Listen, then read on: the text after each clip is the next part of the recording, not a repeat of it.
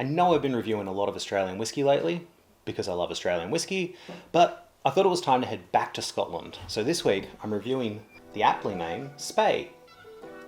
It's from the Speyside region.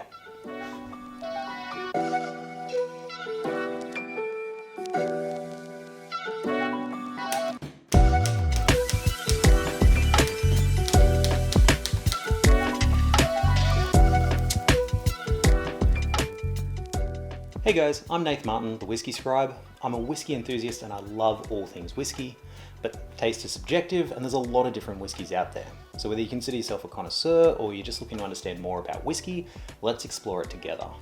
If you want to see more from me, consider subscribing. I put up new videos every week. You can also follow me over on Instagram. And if you do enjoy this video, please give it a like, it really does help me out. I'm always open to suggestions for other whiskies to try as well. Now, although Spey is relatively new by Scottish standards, they do have a rich history, which I love exploring. So stick with me if you want to go for a dive down that. If you're just here for the whiskey review, jump ahead. Otherwise, let's go back to 1770. That's when John and Robert Harvey founded the Yorker and Dundashill distilleries in Glasgow.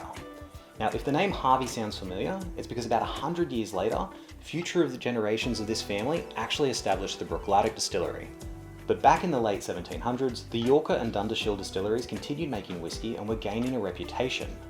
So much so that in 1815, at Lord Byron's wedding celebration, which was attended by King George III, Lord Byron gifted the king a cask of Scotch whiskey that's believed to be a select cask of Spey single malt. And that's pretty prolific, having a renowned lord actually give the king some of your whiskey.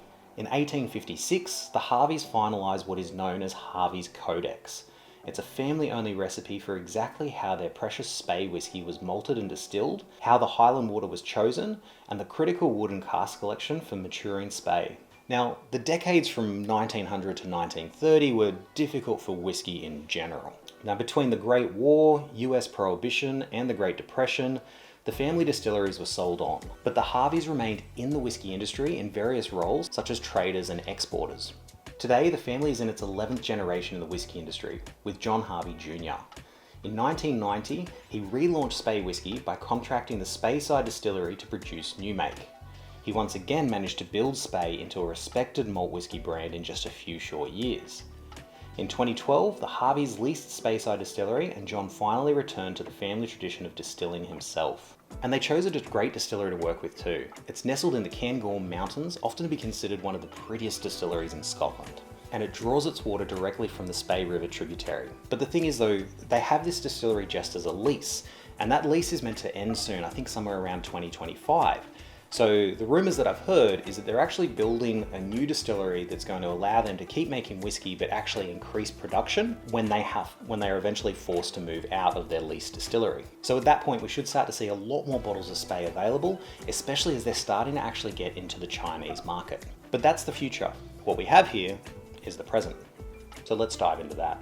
So this expression is called Trutina, and it's meant to be Latin for honest and pure. It's meant to represent the natural, simple characteristics of the whiskey. So anytime a Scottish whiskey distillery wants to really show what their whiskey is like, what they release is something that's been aged in bourbon casks, which is the case here. So it's non-age statement, it's 46% ABV, non-chill filtered, and it doesn't say anything about colour being added. Oh no, it says no colouring added. And look, it's a pretty light whiskey, so you can tell that there's not really much colour added there. So the unusual thing is, this bottle says it's a limited release, and it says bottle number 4761 of 4800. However, the website and some of the later bottlings actually say it was a limited release of 18,000 bottles. So this is possibly the first batch of 3 or 4 as demand required them to keep on making it. Anyway, that won't affect the taste. Because I love cask strength whiskies, what I also have is a sample of the Spey Trutina, but at cask strength. So what I have here, this is a sample that was taken from another tasting I went to, and the cask strength release, so everything about these two whiskies is exactly the same, except this one is 59% ABV. Okay, so I've got the 46% and the cask strength in front of me, but I'm gonna start with just the standard release and then work my way up. But you can see that if you look at the colour, It's got a very pale gold, almost like a white wine kind of appearance. Fairly nice legs too, thanks to the no chill filtration. So the nose is, initially it sort of seems quite light, but there's actually like this real deep, almost savory, buttery note in there.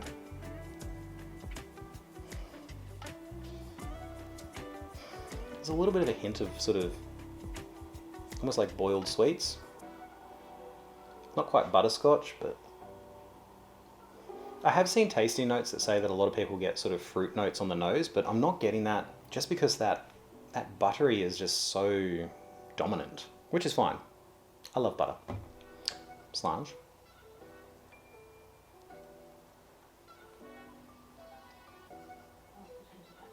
So the nose is probably a little bit more robust than the first actual taste that you get on your palate.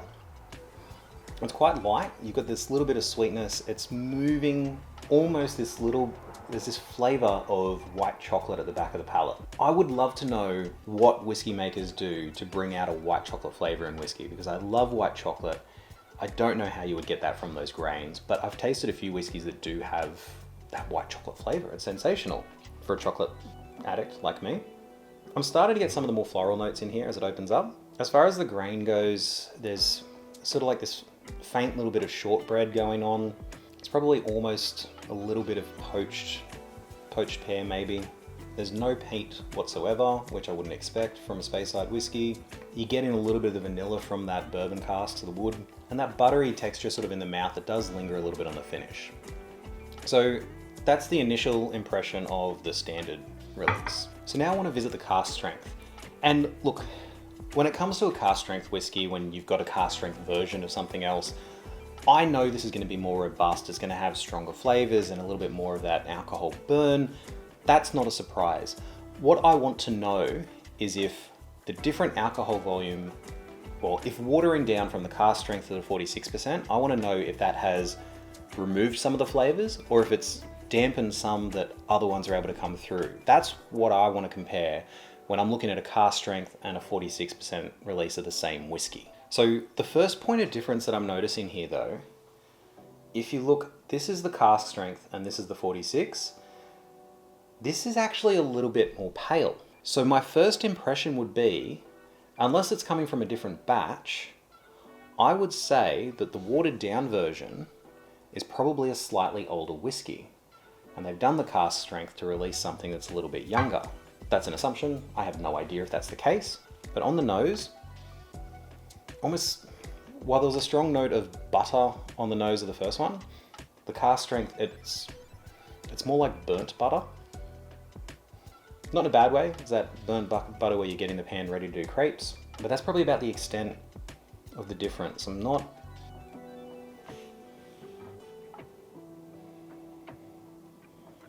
Yeah, this buttery sort of note has a little bit more of like a sweet honey thing going on, bit of vanilla.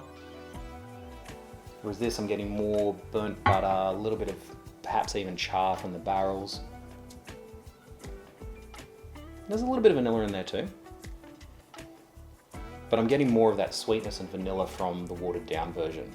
But on the palate,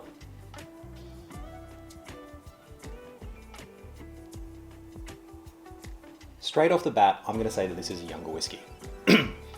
It's still nice, it's still enjoyable, but I sometimes get this little bit of an astringent, almost aniseed note that I often pick up if I try some new make straight from the still. So anytime I taste that, my first assumption is that the whiskey is a little bit young and maybe hasn't worked all that out yet. That's very faint in here though. So I think it's a bit younger than their standard release, but that butteriness is quite forward. So it's added some more texture to that buttery note. It's almost a little bit more syrupy. I don't know if you can see on camera, but if you look at the legs on this, they're a lot thicker than if you look at the legs on, well, they're similar, but it's definitely thicker, slower running legs on the cask strength here. And that's coming across on the palate. It's just got that little bit more texture. And I'm still getting some of those light floral notes. You got a little bit of that poached pear still there, but I would say the biggest difference for me is that white chocolate at the back of the palate has disappeared, or it hasn't actually been released. So something about the flavor compounds in the cask strength whiskey weren't allowing that flavor note to release. And I find that really surprising for me because I love chocolate. So if there's a version of a whiskey where you're going to get more chocolate from it, I'm going to prefer that. And normally I am 100% in favor of trying the cask strength whiskey rather than the watered down version. But in this case, given that this does come across as just a teeny bit younger and you're not getting those chocolate notes, I actually think that the standard release, their 46%, that's where they really did hit the sweet spot. Hats off to their blender. Watering down to 46% definitely made it better. So they're meant to be limited releases though, so you may not be able to find them. They're very prevalent in Taiwan, I believe, and more so in China in the coming years. But being a Scottish whiskey, you're likely to find it in most other countries at some point somewhere. So yeah, go for the 46%. If you like cask strength, it's definitely worth the experiment, but I'll drink both of them, but I do prefer the 46 in this case. So I do want to say a big thank you to Sarah from Cask Trade for providing me with these whiskies. I attended a tasting put on by Cask Trade a couple of months ago actually, and Sarah was happy to let me take the remains of these two whiskies home so that I could do a review. This wasn't a sponsored video or a paid endorsement.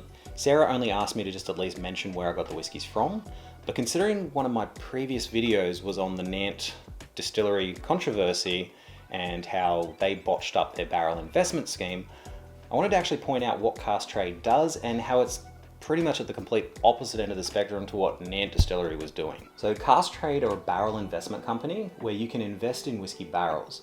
They have over 500 casks at any time, which they fully own and physically possess with whiskey in them before they sell them to you. That's the big difference. So there is whiskey in them already. They manage the full life cycle of the whiskey, ensuring the condition of the barrels.